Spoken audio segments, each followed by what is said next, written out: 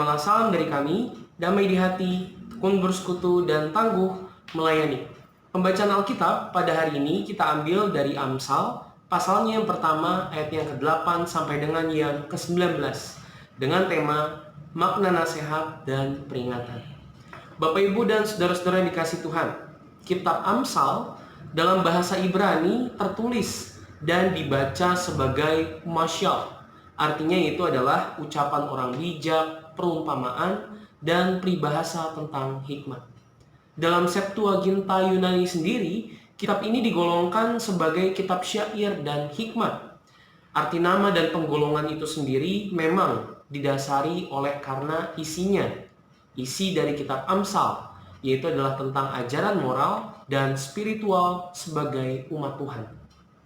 Pengajaran yang bertujuan agar orang yang mendengar perkataan atau yang membaca tulisan dari kitab ini mengetahui hikmat dan didikan, memberikan pengetahuan serta kebijaksanaan, agar supaya orang yang pandai menjadi hidup dalam kebenaran, keadilan, serta kejujuran.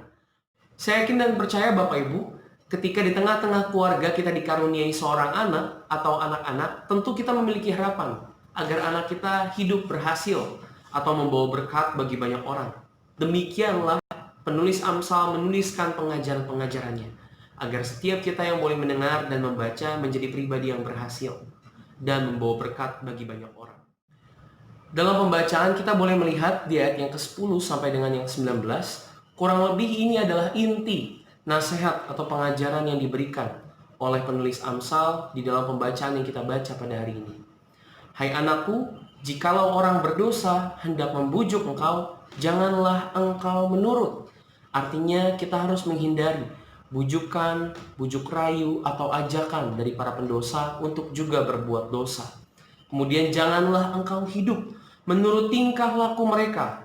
Tahankanlah kakimu daripada jalan mereka. Apabila mereka bergaul dengan kita mengetahui kisah hidup mereka, ataupun kita boleh mengetahui setiap permasalahan atau apapun yang boleh mereka lakukan, itu adalah sesuatu yang baik untuk kita dengarkan atau kita pelajari. Tapi jangan sampai justru kaki kita melangkah untuk boleh ikut bersama-sama hidup dalam tingkah laku yang jahat. Ada kalanya juga kita harus memberi batasan Bapak Ibu, untuk bukan hanya sekedar tidak mengikuti bujuk rayu, tetapi juga tidak hidup di dalam lingkaran dosa yang dilakukan oleh orang-orang yang jahat. Penulis Amsal juga menggambarkan di dalam pembacaan pada hari ini tentang bagaimana tindakan-tindakan yang dilakukan oleh orang jahat adalah tindakan-tindakan yang bukan hanya merugikan orang lain, tetapi juga merugikan diri sendiri.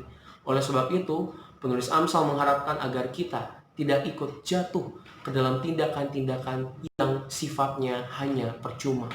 Yang menjadi menarik Bapak Ibu adalah penulisan pengajaran dimulai dengan adanya sebuah peringatan pada ayat yang ke-8 sampai dengan yang ke-9. Dikatakan di sana, hai anakku, dengarkanlah didikan ayahmu dan jangan menyia-nyiakan ajaran ibumu. Sebab karangan bunga yang indah itu bagi kepalamu dan suatu kalung bagi lehermu. Bapak, Ibu, dan saudara-saudara yang dikasih Tuhan, lewat kedua ayat yang boleh saya bacakan tadi, kita dapat melihat bahwa ternyata nasihat, teguran, dan didikan orang tua adalah sangat berarti untuk boleh kita dengar, kita pahami, kita renungkan, dan kita lakukan dalam kehidupan kita sehari-hari.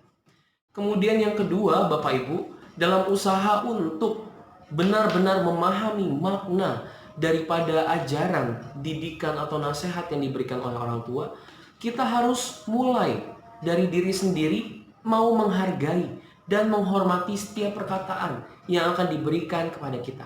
Oleh sebab itu di sana dikatakan, dengarlah didikan ayahmu dan jangan menyia-nyiakan ajaran ibumu. Mungkin perkataan, teguran, atau nasihat yang boleh kita dengar sifatnya bagi kita adalah sesuatu hal yang sepele dan tidak mungkin.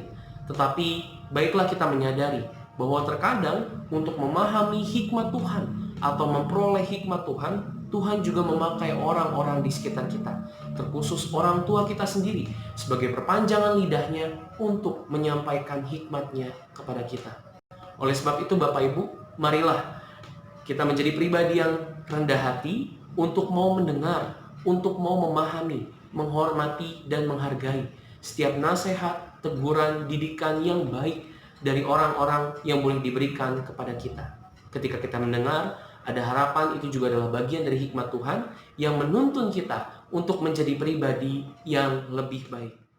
Seperti sebagaimana tujuan dari penulis Amsal memberikan pengajaran-pengajaran agar kehidupan kita menjadi berkenan di hadapan Tuhan.